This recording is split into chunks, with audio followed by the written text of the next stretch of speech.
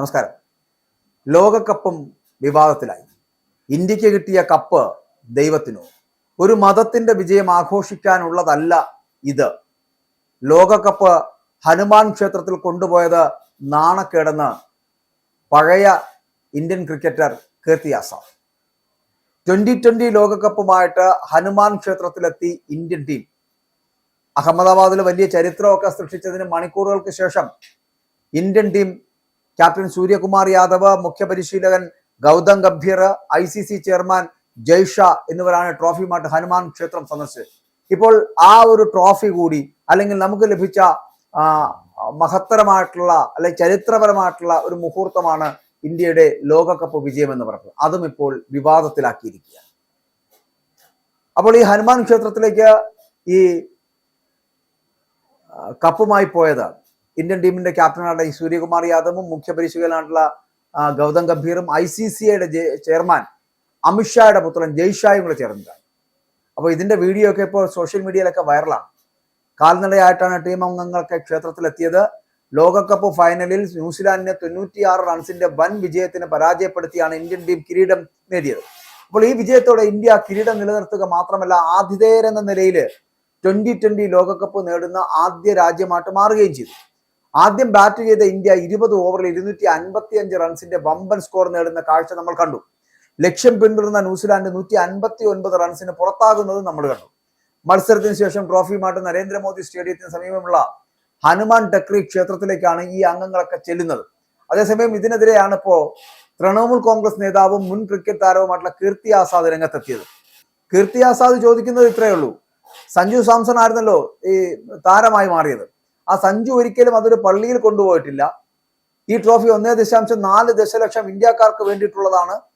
ഒരു മതത്തിന്റെ വിജയം ആഘോഷിക്കുവാനുള്ള സ്ഥലമല്ല എന്നുള്ളതാണ് ഈ എക്സ് പോസ്റ്റിലൂടെ കീർത്തി ആസാദ് പറയുന്നത്. ഷെയിം ഓൺ ഇന്ത്യ എന്ന് പറഞ്ഞുകൊണ്ട് തുടക്കം കുറിച്ചിരിക്കുകയാണ് കീർത്തി ആസാദിന്റെ പോസ്റ്റ്. 1983 കപിൽ ദേവിന്റെ കീഴിൽ ഞങ്ങൾ ലോകകപ്പ് നേടിയപ്പോൾ ഞങ്ങളുടെ ടീമിൽ ഹിന്ദു, മുസ്ലിം, സിഖുകാരും ക്രിസ്ത്യാനികളും ഉണ്ടായിരുന്നു. ഞങ്ങളുടെ മതപരമായിട്ടുള്ള ജന്മസ്ഥലമായിട്ടുള്ള നമ്മുടെ മാതൃരാജ്യമായ ഇന്ത്യ, ഭാരത്, ഹിന്ദുസ്ഥാനിലേക്ക് ഞങ്ങൾ ട്രോഫി കൊണ്ടുവന്നു. എന്തുകൊണ്ട് ഒരു പള്ളിയായിക്കൂടാ? ഈ ടീം ഇന്ത്യയെ പ്രതിനിധീകരിക്കുന്നു. സൂര്യകുമാർ യാദവിന്റെയോ ജയ്ഷയുടെ കുടുംബത്തെ അല്ല പ്രതിനിധീകരിക്കുന്നതെന്ന് മനസ്സിലാക്കുക എന്നാണ് കീർത്തി ആസാദ് പറയുന്നത്. സിറാജ് ഒരിക്കലും ഒരു പള്ളിയിൽ അത് കൊണ്ടുപോയില്ല. സഞ്ജു ഒരിക്കലും അതൊരു പള്ളിയിലേക്ക് കൊണ്ടുപോയിട്ടില്ല.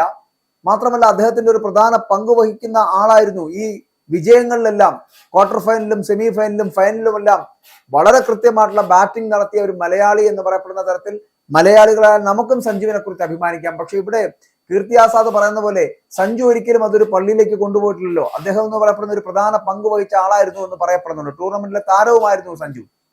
ട്രോഫി എല്ലാ വിശ്വാസത്തിലുമുള്ള ഏകദേശം 1.4 ബില്യൺ ഇന്ത്യക്കാരുടേതാണ്.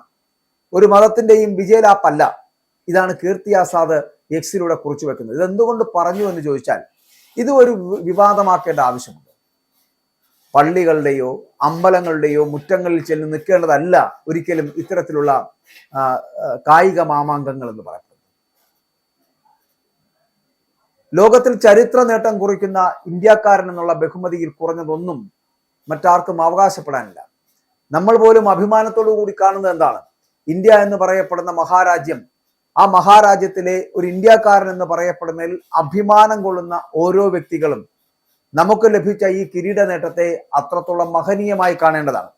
അതിനെ എത്ര വലിയ ആളാണെങ്കിലും, അതിപ്പോ കീർത്തി ആസാദിനെ പോലെ വളരെ വലിയൊരു ക്രിക്കറ്ററാണ് അദ്ദേഹം കൂടി അതിനെ രാഷ്ട്രീയവൽക്കരിക്കപ്പെടുന്നതാണ്, മതത്തിന്റെ പേര് പറഞ്ഞ് രാഷ്ട്രീയവൽക്കരിക്കപ്പെടുന്നതിനോട് ഒരിക്കലും യോജിക്കാൻ കഴിയില്ല. പക്ഷേ അതേസമയം തന്നെ അദ്ദേഹം പറഞ്ഞ ഒരു കാര്യം വളരെ ശ്രദ്ധേയമാണ്. ഈ കപ്പമെടുത്ത് ഹനുമാന്റെ ടക്രി ക്ഷേത്രത്തിലേക്ക് പോകേണ്ട ഒരാവശ്യവുമില്ല താൻ. അങ്ങനെയാണെങ്കിൽ പള്ളികളുടെ മുമ്പിലും മോസ്കുകളുടെ മുമ്പിലും ഒക്കെ ഈ ട്രോഫി കൊണ്ടുവെക്കൂ എന്ന് പറയേണ്ടി വരും. സ്വാഭാവികമാണ്. അതിനകത്തുള്ള രാഷ്ട്രീയം എന്ന് പറയപ്പെടുന്നത് ഈ BJPയുടെ നേതാവായിട്ടുള്ള കേന്ദ്ര ആഭ്യന്തരമന്ത്രിയായിട്ടുള്ള അമിത്ഷായുടെ പുത്രൻ, ഈ പറയുന്ന ICCയുടെ ചെയർമാനുള്ള ജയ്ഷാ, കൂടാതെ ഗൗതം ഗംഭീർ ഇതുപോലൊരു BJPയുടെ ഒരു ചായവും അവരോടൊപ്പം ചേർന്ന് നിൽക്കലും ഒക്കെ ഉള്ള ആളാണ്. മറ്റൊന്ന് ഇന്ത്യൻ ടീം ക്യാപ്റ്റനായ സൂര്യകുമാർ യാദവ്. ഇവർ 3 പേർക്ക് കൂടി ചേർന്ന് ഇത് ഹനുമാൻ ക്ഷേത്രത്തിലേക്ക് കൊണ്ടുപോകേണ്ട കാര്യം ഉണ്ടായിരുന്നു എന്നുള്ളത് ചിന്തിക്കേണ്ടത് തന്നെയാണ്. പക്ഷെ അതിനെ നമ്മൾ ആ തരത്തിലുള്ള ഒരു രീതിയിലേക്ക് ഇന്ത്യയുടെ 1.4 ദശലക്ഷം വരുന്ന ഇന്ത്യക്കാരുടെ സ്വപ്നത്തെ, അഭിമാനത്തെ എന്നും കൊണ്ട് മറ്റുള്ള അമ്പലങ്ങളിലോ ദൈവങ്ങളുടെ സന്നിധികളിലോ ഒന്നും പണയം വെക്കേണ്ട ആവശ്യമില്ല എന്നുള്ളത് യാഥാർത്ഥ്യമാണ്. പക്ഷെ അതിനെ അത്തരത്തിൽ ചെയ്യുന്ന പ്രവൃത്തിയെ കീർത്തി ആസാദിനെ പോലൊരാൾ ഒരിക്കലും രാഷ്ട്രീയവൽക്കരിക്കാതിരിക്കുക, മതത്തിന്റെ പേര് പറഞ്ഞ് നമുക്ക് ലഭിച്ച ഇത്തരത്തിലുള്ള കീർത്തികളെ ഇല്ലാതാക്കി കളയാതിരിക്കുക. ഒരു കിരീട നേട്ടം എന്ന് പറയപ്പെടുന്ന, ലോക കിരീട നേട്ടം എന്ന് പറയപ്പെടുന്നത് അഭിമാനിക്കേണ്ടതാണ്. അവിടെ ഒരു തരത്തിലുമുള്ള അപമാനം, അത് മുൻ ക്രിക്കറ്ററാണെങ്കിലും ഇപ്പോഴത്തെ ക്രിക്കറ്റർമാരാണെങ്കിലും ഇപ്പോഴത്തെ കേന്ദ്ര സർക്കാരിന്റെ ഭാഗത്ത് നിന്നുള്ളവരാണെങ്കിലും അതിനെ മതത്തിന്റെ പേരിൽ കാണാതിരിക്കുക. ലോകകപ്പിനെ ഇത്തരത്തിൽ വിവാദത്തിലാക്കുന്നത് ചിലപ്പോൾ അഭിമാനികളായിട്ടുള്ള ഒരു ഇന്ത്യക്കാരനും സഹിക്കാൻ പറ്റുന്നതല്ല.